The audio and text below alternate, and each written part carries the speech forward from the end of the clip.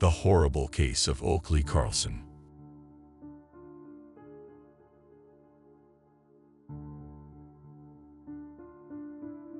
Oakley Carlson's journey began on December 6, 2016, in Oakville, Washington, but her upbringing was far from ordinary.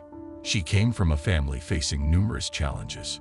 Her parents, Jordan Bowers and Andrew Carson, had their fair share of troubles. Andrew had a brief stint as a police officer, but got dismissed due to misconduct, although it didn't lead to any criminal charges. On the other hand, Jordan had a history marked by serious drug and theft-related offenses, and both grappled with substance abuse.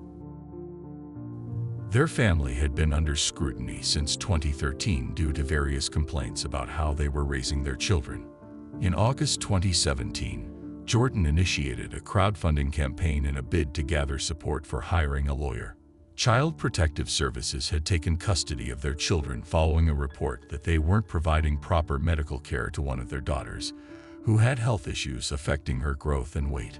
During that same period, 8-month-old Oakley found herself in the care of Eric and Jamie Jo Hiles. The Hiles were caring school teachers who had a deep longing to become parents. Their journey to become Oakley's foster parents began when a former student of theirs informed them that the granddaughter of his hairdresser needed a foster home and would eventually be put up for adoption. He suggested that they offer a loving home, and they wholeheartedly agreed.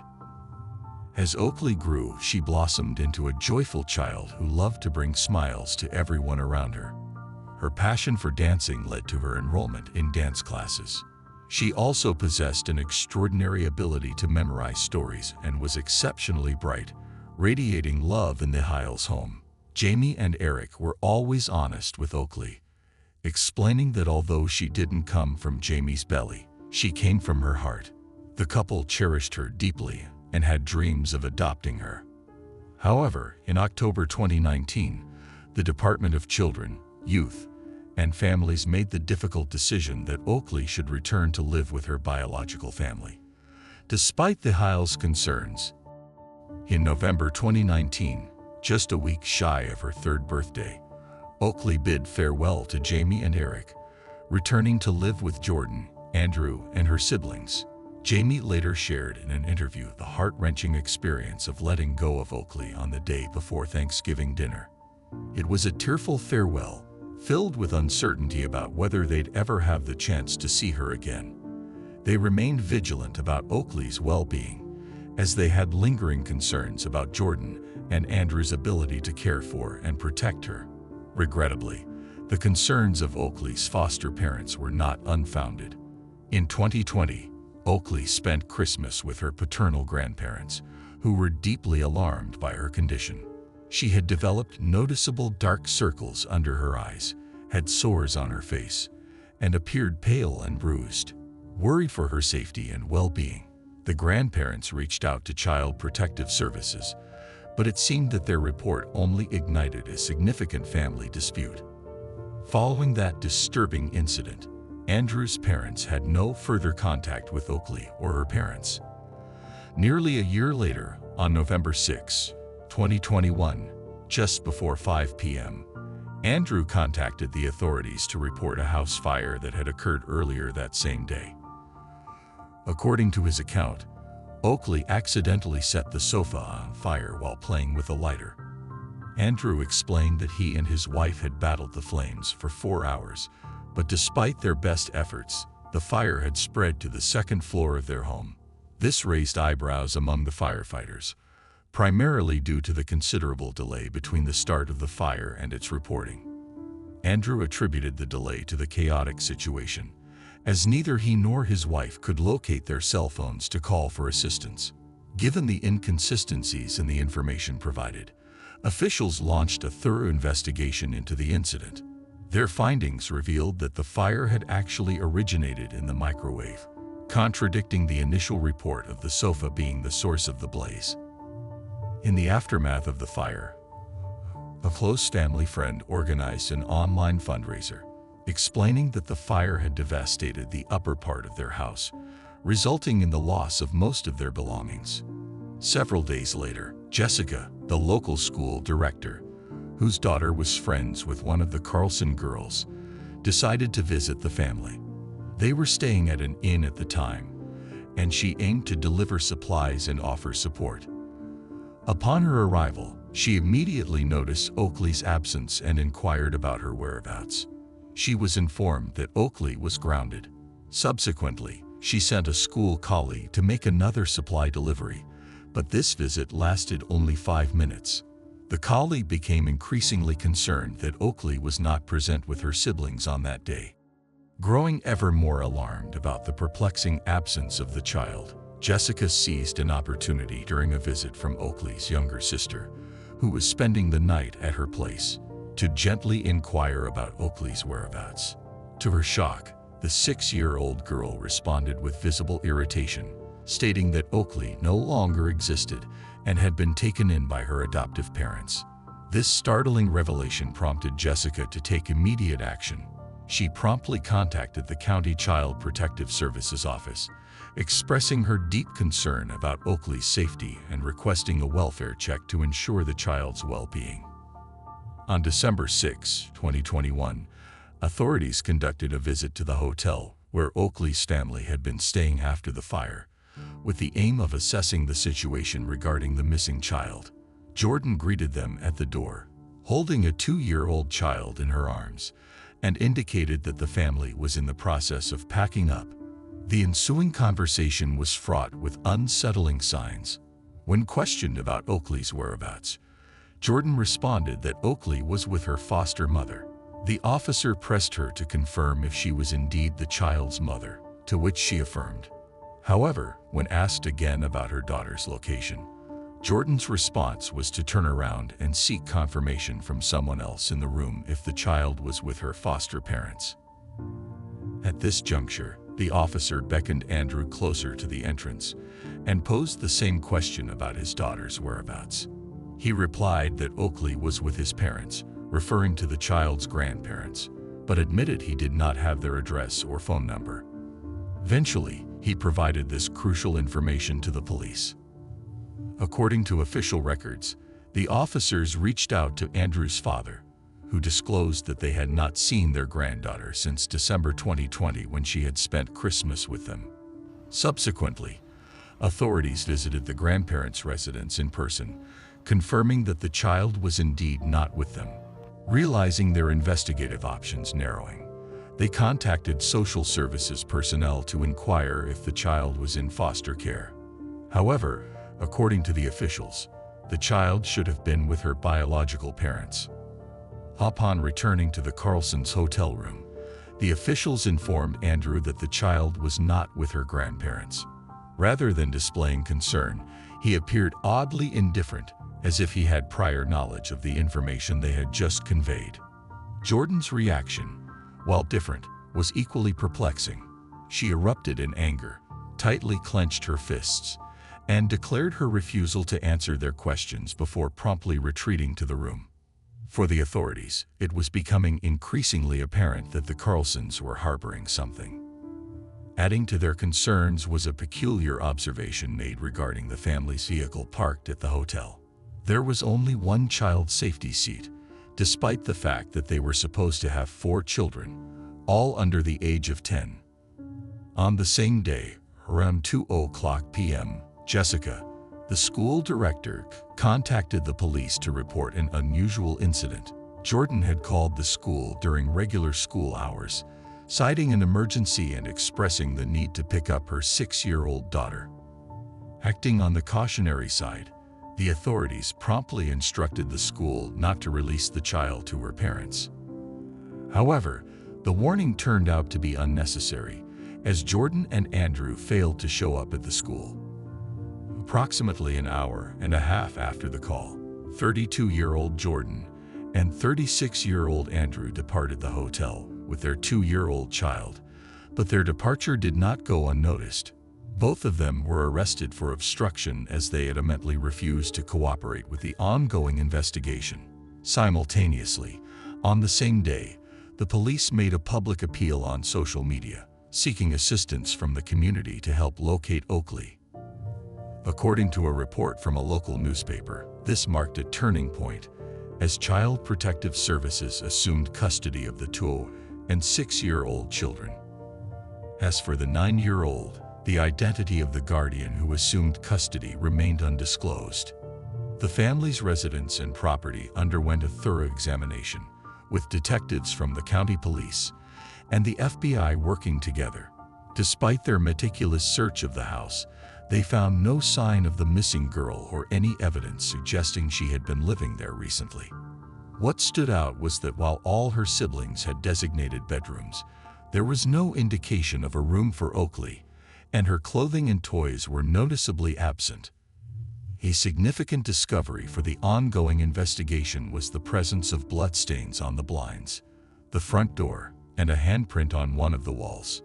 On December 6, Andrew and Jordan found themselves in the county jail, each with a bond set at $150,000 and a 72-hour hold, all due to suspicions of involuntary manslaughter. However, as the investigations progressed, additional charges were brought against them in the following days. They now faced allegations of second-degree abandonment of a dependent person. This new charge stemmed from the authorities' discovery that, for approximately 15 months, the couple had failed to provide their 6-year-old daughter with the prescribed medical treatment, resulting in a severe decline in her health that posed a risk of death. The police clarified that this was the sole charge that would keep them detained, and the bond remained in effect. Oakley's paternal grandparents issued a statement, emphasizing their full cooperation with the investigation and their singular objective: to locate their missing granddaughter. They also shared their prayers for the child's safe return and expressed gratitude for all those diligently working to find her. On December 13 of the same year, the search efforts officially concluded. Law enforcement authorities reported extensive searches that covered over 300 acres, scouring for any trace of the vanished child. The police affirmed that every inch of land had been meticulously examined, leaving no stone unturned. However, he underlined that the quest for truth regarding the fate of the little girl was far from over. Despite the parents' claims of having seen the child as recently as November 30, they were unable to provide any concrete information about her whereabouts or her current condition. Their inability to confirm whether the child was under the care of an adult further compounded the mystery.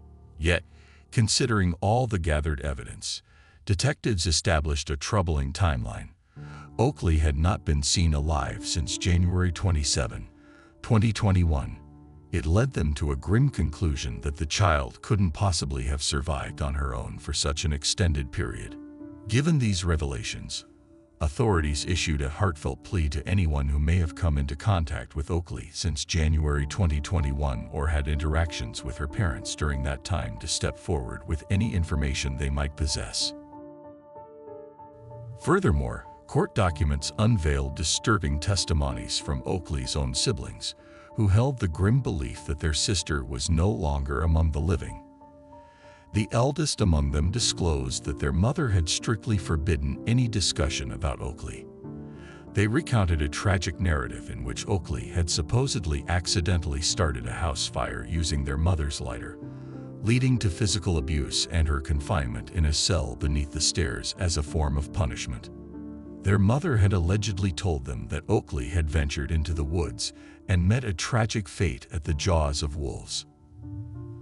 Another sibling recalled incidents where Jordan had used a belt to discipline Oakley and had locked her in a closet, expressing deep concerns about their sister's well-being and a haunting fear that she might have succumbed to starvation. Based on the available information, authorities were unable to determine whether Oakley was still alive before the house fire. It's worth noting that legal documents revealed a troubling history. Since 2013, the Department of Children, Youth, and Families had received a total of 11 records related to the Carlsons. Among these, 8 were closely examined in light of allegations involving domestic violence, physical abuse, parental drug use, and medical neglect. In February 2022, A significant development unfolded in the case against Jordan and Andrew.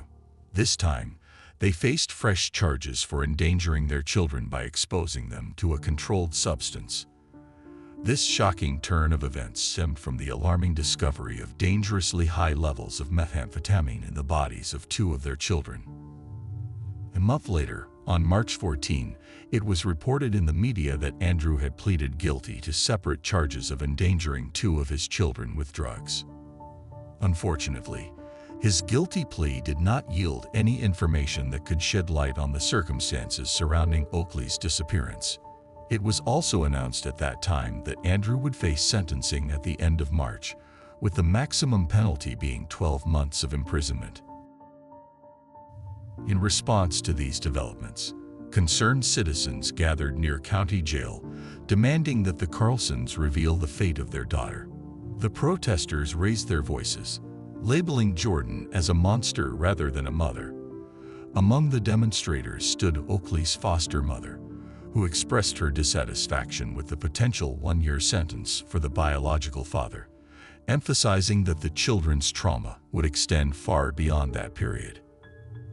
As planned, Andrew's sentencing hearing unfolded on March 28, conducted through a video call. The judge delivered a 12-month sentence for endangering the minors.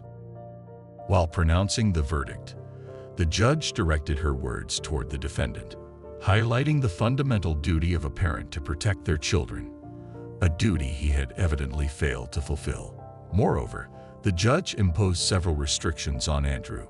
These restrictions included a prohibition on consuming controlled substances. Additionally, he was mandated to undergo a chemical dependency assessment within 45 days of his release, follow a recommended treatment, and provide proof of compliance to the court for the subsequent 6 months following his release from prison. In early April 2022, shortly after Andrew's sentencing, Jordan also entered a guilty plea. She admitted guilt on the 2 charges of exposing her children to contact with a controlled substance. Consequently, on April 22, she received a 20-month prison sentence. Moreover, she was subject to a restriction that prevented her from having any contact with minors under the age of 18 without proper supervision. However, in January 2023, shortly after her release following her sentence related to 2 of her children, Jordan faced legal issues once again. This time, she was arrested for fraud and identity theft. Authorities revealed that she had fraudulently acquired 4 credit cards using personal information from friends and family. Interestingly, 3 of these illicitly obtained cards were discovered obstructing a toilet in the hotel room where the couple had stayed following their house fire. It was also disclosed that Jordan had spent over $40,000 using these cards, making purchases at Walmart and eBay, and even withdrawing cash for gambling at a casino. Jordan eventually reached a guilty plea agreement. Initially facing a 36-month sentence, the judge, exercising discretion, decided to impose a longer sentence. Consequently, Jordan was sentenced to 43 months in jail. Meanwhile, Oakley's foster parents have remained actively engaged in their relentless search for the missing child. They have continued to express their frustration and heartache, maintaining that the decision to return the girl to her biological parents was made hastily and put the child's well-being at risk, given that Andrew and Jordan were deemed unfit, both mentally and physically, to care for her. Oakley's disappearance had a profound impact on the public, evoking significant interest and empathy. The local community not only cooperated with law enforcement, but also assembled in front of the county courthouse on multiple occasions, demanding justice. Additionally, an online petition was launched in December 2021, amassing over 7,000 signatures. The petition sought to advocate for a support system aimed at safeguarding children who were returning to their families after exiting the foster care system. It also called for mandatory long-term drug testing for families reuniting with their children. This petition eventually evolved into a bill known as the Oakley Law. While it was reported in February 2023 that the bill had encountered obstacles in the Washington state legislature, It did prompt responses from representatives of the Department of Children, Youth, and Families in the state. These officials agreed to engage in discussions regarding policy and budget options, indicating the continued effort to address critical child welfare issues. The fate of Oakley remains shrouded in mystery, presenting a perplexing puzzle for investigators. Their most plausible scenario suggests that the young girl may have tragically lost her life. However, since her disappearance, an unsettling hypothesis has emerged that Jordan might have sold her. The investigation has grappled with an inundation of leads, which has proven to be one of its most challenging aspects from the very outset. The county police has been inundated with reports from all over the country, each suggesting potential sightings of the missing girl.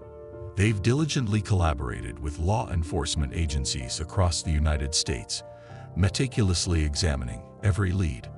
Regrettably, none of these leads has yielded any information about Oakley's whereabouts. Another formidable hurdle faced by investigators was the absence of a clear timeline pinpointing when the girl disappeared. To construct a timeline, they had to painstakingly piece together who had interacted with Jordan, Andrew, and Oakley in the months leading up to her disappearance.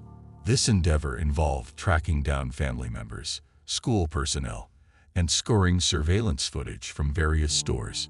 The investigators acknowledged that it would have been relatively straightforward if they were dealing with a family or a group of people who adhered to a consistent, predictable routine.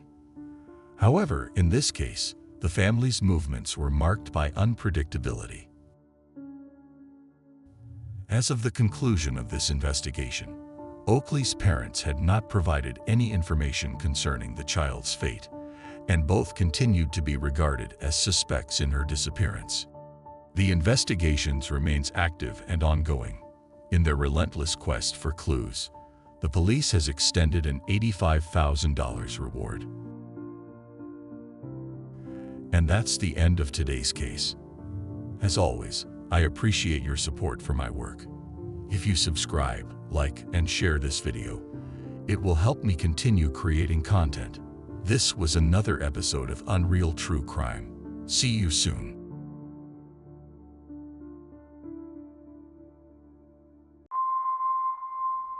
Day after day, we are surrounded by the presence of criminals. We are spectators to the deepest darkness in human actions, and the bizarre reality that someone's suffering can be a form of pleasure. As dedicated investigators of the criminal world, we're on a mission to uncover the most shocking crimes and get inside the minds of those who commit them. I am Luke, and today I bring you another Unreal True Crime.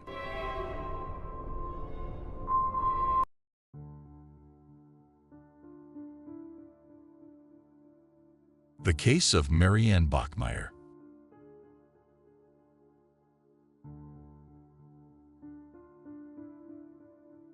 Marianne Bachmeier was born on June 3, 1950, in Sarstedt, West Germany. Her family ended up there following the public persecution and scrutiny her father faced for being a former official of the German National Socialist Party. During World War II, he was a member of the notorious SS. As a result, Marianne was raised in a very conservative home by deeply religious tutors. It's said that she never had a happy childhood due to a lack of close relationship with her parents. Her father was authoritarian, abusive, and an alcoholic, often spending more time at a bar near their home than with his family. Marianne's mother was also distant, rarely speaking or spending time with her daughter. The situation worsened due to her father's drinking, which increased his aggression towards the family. This ended with the parents' divorce and the father leaving the house. Marianne thought she could finally be free and happy, but soon her mother remarried another abusive man. Unfortunately, instead of Marianne and her mother uniting against the man, they both turned against Marianne, blaming her for the family's problems. This broke their relationship, and Marianne, seen as a troublesome teenager, was eventually kicked out of the house. During her adolescence, Marianne faced multiple assaults from different men, leading to the birth of her first child at just 16.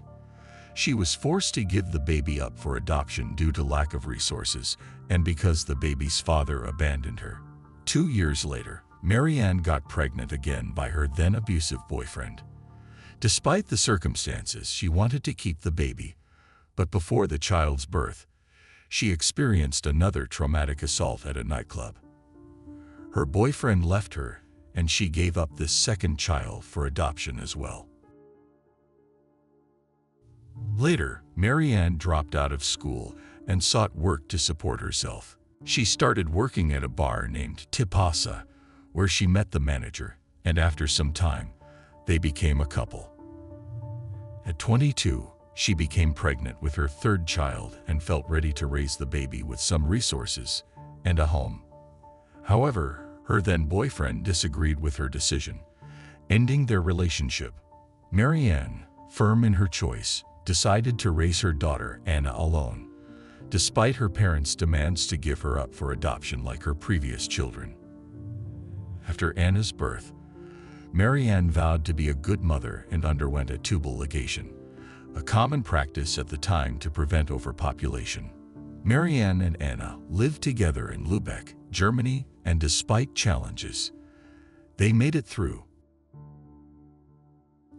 Indeed, Marianne was happy because her daughter was the only person in her life who did not intend to harm her, unlike her parents or ex-partners. However, raising Anna alone meant Marianne had to take her to work at the bar, so she could only attend to her daughter during her few breaks. Years later, people close to Marianne would say that she treated Anna like a little adult and expected her to take care of many things on her own from a young age. Anna often slept in the bar while Marianne was working, and a friend described Anna as a very vibrant and creative child who unfortunately never had a pleasant family life, as she only occasionally saw her father at the bar. Some stories also mention that Marianne worked late into the night and then slept all day, leaving her 7-year-old daughter alone for much of the day. Anna used this time to play around the neighborhood alone, greeting people and playing with their pets. It was even mentioned that Marianne was aware of her problematic lifestyle and sometimes contemplated the idea of giving Anna up for adoption. This leads us to May 5, 1980, where it is unclear exactly what happened that morning between Anna and Marianne. Some say they argued because Anna woke up in a bad mood and stubbornly did not want to go to school but wanted to play in the park, which Marianne did not allow. There's another version where Anna asked permission from her mother to skip school to play in the park with friends, and Marianne eventually let her go, not suspecting her daughter's real intentions to play elsewhere. Regardless, Anna was playing outside when the ensuing events turned into a tragedy in Marianne's life. When Marianne returned home later that day, she found it strange not to find her daughter anywhere but decided to wait a few more hours for her return. As time passed and Anna did not return, Marianne started searching the neighborhood. She asked Anna's friends and locals if they knew anything about her daughter, but nobody knew anything. It was as if she had vanished into thin air. So Marianne reported this anomaly to the police. The next day, a very upset and nervous woman arrived at the police. It seemed that this man, Klaus Grabowski, 35 years old, was overcome with guilt after the act and couldn't find peace. He ended up confessing in detail what happened to his girlfriend. This caused a great argument, after which he left, confused, to go to a bar for a beer. His girlfriend took this opportunity to go to the police station to report him. The truth was that Anna had been abducted by Klaus, who owned a butcher shop near Marianne's house. Anna had gone there intending to play because the man had promised her that she could play with his cats whenever she wanted to visit. Innocently, Anna went and rang the doorbell. Klaus received her and kept her in his house for several hours, assaulting her multiple times until finally, To prevent the child from confessing the facts, he ended her life by suffocation with a pair of his girlfriend's stockings. Klaus Grabowski had a history of criminal activities and had previously been convicted for the assault of 2 young girls. He was known to have a troubled past. In 1973, he attacked a 6-year-old girl and was charged with attempted murder. 2 years later, he faced charges for these crimes, leading to a psychological evaluation. The results indicated he had an abnormal sexual instinct and significantly limited capacity to control it. Consequently, he was sent to a psychological treatment center instead of prison. A few years later, Klaus was offered the option of undergoing a controversial chemical castration procedure in exchange for early release, which he readily accepted. This procedure involved administering drugs to reduce libido and testosterone levels, reducing the likelihood of reoffending.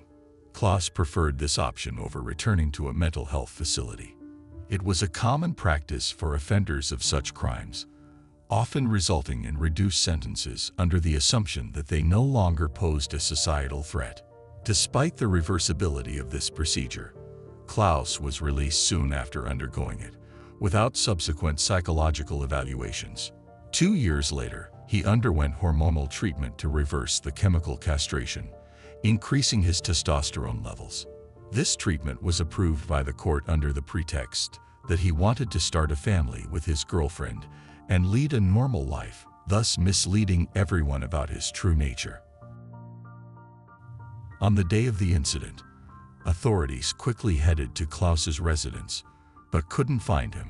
He had taken Anna's body and left a note for his girlfriend, asking her to meet him at a bar that night to discuss the situation. The police took this opportunity to wait for Klaus at the bar and arrested him upon his arrival. After his arrest, Klaus claimed he had no intention of inappropriately touching Anna. He despicably defended himself by alleging that the child tried to seduce and extort him, and fear of returning to jail drove him to end her life. He claimed Anna had threatened to tell her mother he had inappropriately touched her, a claim he insisted was false and made with the intent to extort money from him. Klaus revealed he had hidden the body in a cardboard box near a canal. When the police informed Marianne about her daughter's whereabouts and tragic demise, she was devastated. However, the trial brought further anguish.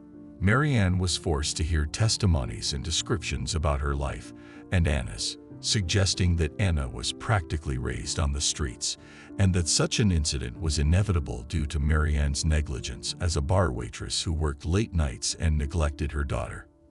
This left Marianne heartbroken and furious, particularly tormented by the possibility that Anna's killer might not receive the maximum penalty due to potential claims of mental health issues, which could allow him to avoid prison. Consequently, Marianne silently began to devise a plan to avenge her daughter's death, regardless of the consequences. During the trial, Klaus Grabowski repeatedly claimed that Anna had seduced and extorted him for money, insisting that his actions were driven by the fear of returning to jail. His defense also centered around the idea that the hormonal treatment he was undergoing significantly affected him and led to violent outbursts. Frustrated and injured by these lies, Marianne decided to buy a gun and secretly practice shooting. Every time Marianne attended the trial, her displeasure was evident, especially when she heard statements that defamed her 7-year-old daughter. At one point, she expressed clear anger, unable to bear listening to Klaus and his lawyer's fabrications. However, the trial took a dramatic turn on its third day, March 6, 1981. Marianne arrived at the courtroom later than usual, entering with an expressionless face. She walked with an upright posture, her hands in the pockets of her white coat. Unbeknownst to others, she had managed to bypass the strict security measures of the judicial establishment with a pistol in her pocket. As the judge and others in the courtroom carried on with the proceedings, Klaus, with his back to Marianne, faced the judge. At this moment, Marianne stood still, her nerves palpable. She seized the opportunity to act when Klaus stood up to give his statement. Marianne pulled out the pistol and fired 7 shots, 6 of which struck Klaus, causing him to collapse. The precision of her shots was noted by many. Marianne remained expressionless throughout, slightly moving her lips as she fired. She made no attempt to flee and did not resist when the courtroom security detained her. Marianne was heard saying, "That pig killed my daughter. He shot her in the face, but I shot him in the back. I hope he's dead." Her wish was confirmed when an officer checked Klaus and declared him dead.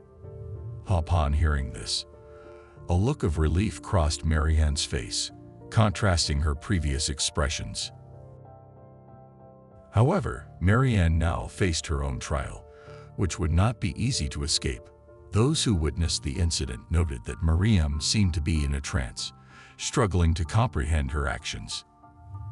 The forensic psychiatrist examined her, asking her to write something to analyze her handwriting and mental state. Marianne wrote, "I did it for Anna," surrounding the sentence with 7 hearts, possibly representing each year of Anna's life.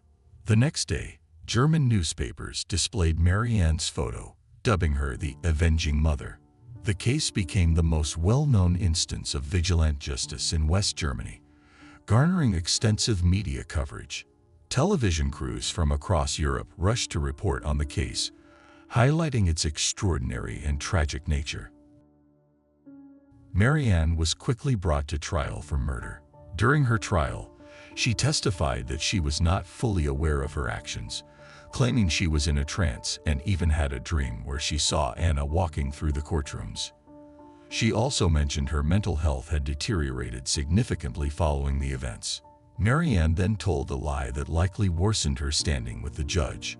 She claimed she had bought the gun to end her own life, but no one believed she hadn't premeditated her actions and practiced with the weapon before using it in court. Many people in Germany and around the world supported Marianne for taking matters into her own hands, as they felt the system had failed by previously freeing Klaus and authorizing his hormonal treatment without proper evaluation. They saw it as fair to set her free. However, there were also those who viewed Marianne as a criminal who had taken justice into her own hands in the worst possible way, labeling her a murderer. Others judged her for being an irresponsible mother who had given up her other 2 children for adoption and committed a cold-blooded crime that could have harmed others in the process. With all this controversy and mixed feelings, Marianne was charged with murder in a judicial process for the death of Klaus Grabowski on November 2, 1982. The prosecution later withdrew the charge, and after 28 days of negotiations, the jury reached a verdict. In March 1983, Marianne was convicted of involuntary manslaughter and illegal possession of a firearm, sentenced to 6 years in prison. 3 years later, the authorities reconsidered, believing she didn't deserve any sentence. Soon after, Marianne sold her life story for about 250,000 German marks in an exclusive to a news magazine, stating she did it to pay off the debts caused by the judicial process. Following the fall of the Berlin Wall, she returned to a now unified Germany after being diagnosed with pancreatic cancer. During this time, Marianne was interviewed by various media outlets, often placed in tense situations with questions comparing her to Klaus, as both were murderers. Despite this, she maintained her composure, stating she did what she did to ensure Klaus faced justice for his actions against the 7-year-old girl, even as he continued to spread lies about her in his final moments. Knowing her illness was terminal, Marianne asked a reporter to accompany her with a movie camera until her last moments. Marianne passed away at the age of 46 on September 17, 1996, from pancreatic cancer. She was buried next to her daughter Anna's grave in the Lübeck cemetery. And that's the end of today's case. As always, I appreciate your support for my work. If you subscribe, like, and share this video, it will help me continue creating content. This was another episode of Unreal True Crime. See you soon.